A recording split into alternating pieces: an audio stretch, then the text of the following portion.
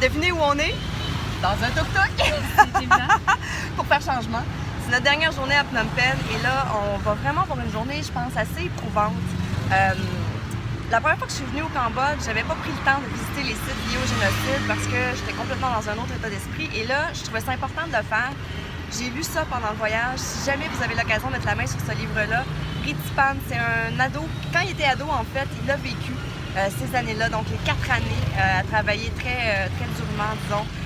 Donc, il a vécu toutes les cruautés, la folie des Khmers rouges. Vraiment important comme livre, je pense, pour comprendre l'histoire. Et là, ce matin, on s'en va visiter S21, la prison, et on s'en va visiter les fameux Killing Fields. Alors, ça risque d'être assez émouvant comme visite. On a sorti nos Kleenex, je suis prête. Et c'est parti! Le trafic ici me rend complètement folle. J'ai peur qu'on se fasse écraser à toutes les 2 secondes. Tantôt, en plus, il roulait à sens inverse, notre chauffeur de tuk-tuk.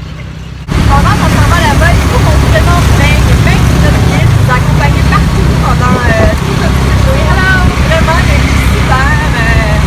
Ben, how are you today? Good, thank you. Are you sad that we all have stayed together? Oh yeah. Yeah. Will you cry tonight? A little bit. On m'avait dit que la prison S21 était en plein cœur de la ville et qu'on n'avait pas l'impression que c'était une prison qu'il y avait pu avoir ici. Mais effectivement, ça passe vraiment incognito dans le décor. Je peux pas croire qu'il y a des gens qui ont cherché des Pokémon ici quand même. Par contre, on nous incite à Instagrammer, Twitter et Facebooker.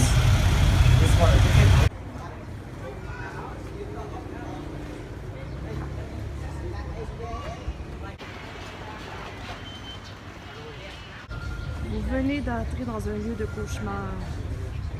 C'est ce que me dit l'Audioguide.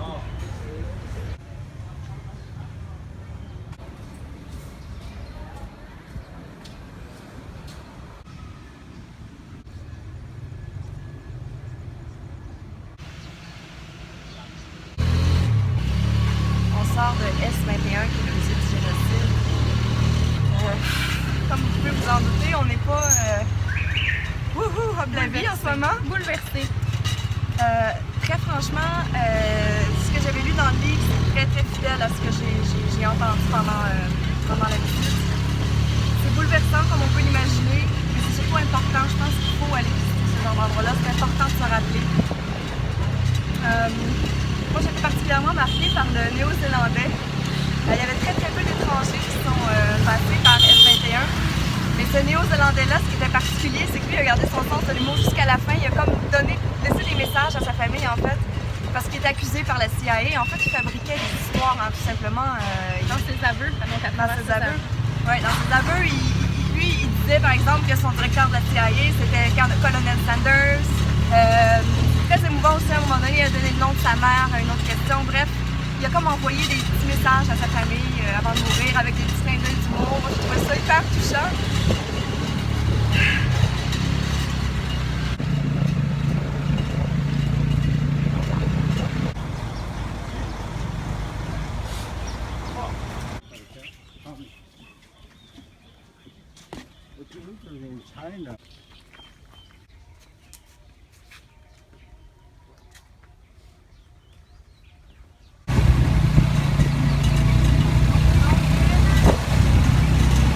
Dans un tout autre état d'esprit, on s'en va voir une exposition.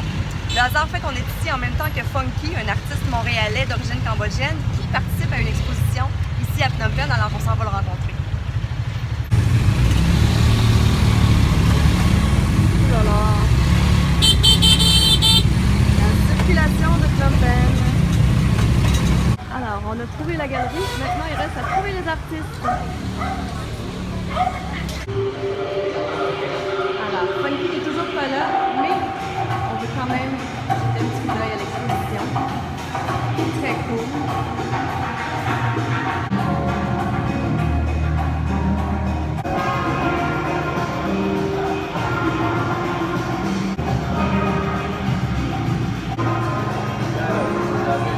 Elle est là, ma star! Ça va? Bonjour. Où sommes-nous ici? Ok, on est à Kabad Gallery à Phnom Penh, Cambodge. Et qu'est-ce qui se passe? Ce qui se passe, c'est que c'est un nouveau chapitre qui ouvre. Tony Francis de Kabad Gallery vient tout juste d'ouvrir cette galerie pour supporter la scène locale en fait. Et en invitant aussi des artistes internationaux. Et t'es là. Ouais, voilà, plus pour la scène des street artistes locaux et booster la première génération de graffeurs ici. Et avoir une plateforme pour peindre plus et faire plus de choses. Donc ça va bien pour toi, là. Tu fais quand même pas mal de choses un peu partout à travers le monde. Oh, oui, ça se passe bien. Pas mal ici, puisque t'es gens qui commencé la démarche il y a peut-être 5 ans ici, donc Ouais. il vient assez régulièrement. Et tu fais quoi quand tu fais ici? Tu fais des murales? Tu fais... Ça varie, depuis 5 ans, beaucoup au début des projets de films, des projets documentaires, mais toujours reliés. Je ne veux pas dire reliés sur la murale et le street art, mais c'est l'excuse en fait, la peinture pour rencontrer les gens, comprendre un peu ce qui se passe au Cambodge et essayer de refléter du mieux possible les rencontres le peuple khmer cambodgien. Et voilà. Et comment c'est pour toi qui as grandi au Canada de renouer avec cette culture-là? Ah, je sais pas, c'est indescriptible parce que c'est vraiment. Il y a comme une espèce de changement d'époque aussi qui s'est fait plus depuis 2010 ici. Tout va très vite, donc c'est comme l'un nourrit l'autre. Je sais pas comment le dire. Autant le fait d'avoir fait mes bases, aiguisé mes lames au Cambodge, au Canada, au niveau du graffiti, mais ici renouer avec la culture et réapprendre de plus en plus l'histoire de ma famille, mais des gens. Donc c'est comme, je sais pas, c'est une balance des deux, l'un nourrit l'autre.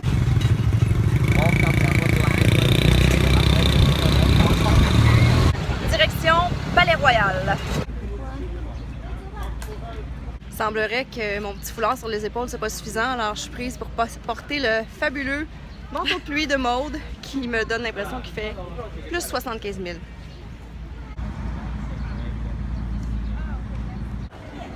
À l'origine, c'était là que le roi montait son éléphant. Juste là. La pagode d'argent.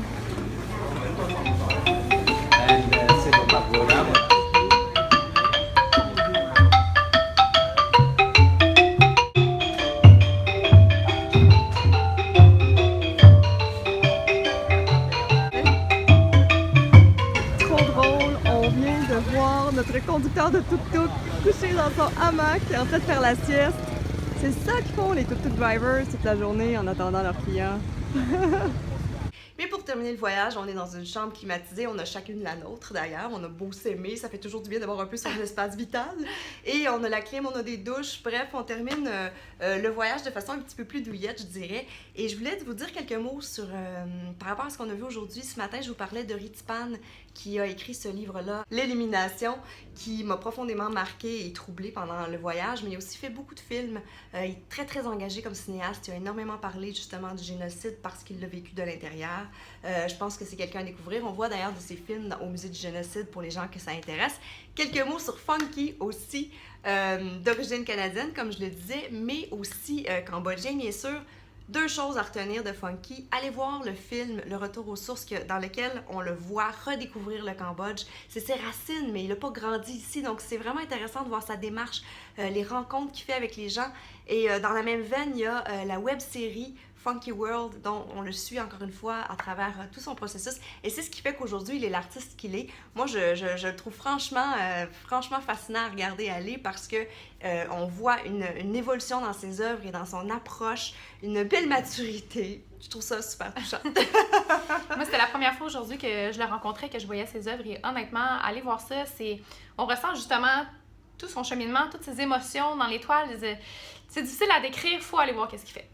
Bref, une belle journée, encore une fois, très très riche en émotions. Ça a été très difficile ce matin. Faut pas oublier qu'il y avait 200 prisons comme ça, comme celle qu'on a visitée ce matin, et il y avait 300 champs à peu près, comme ceux qu'on a vus tout de suite après. Et j'ai très peu parlé, comme vous avez pu le voir, là, je pense que les images parlaient d'elles-mêmes. C'est des lieux qui portent au recueillement. Il faut y aller vraiment avec les audioguides ou avec un guide. Bref, très émouvant, mais à découvrir. Sur ça, ben nous, on se prépare, il faut qu'on aille se dépêcher. Maud a déjà pris sa douche, pas moi.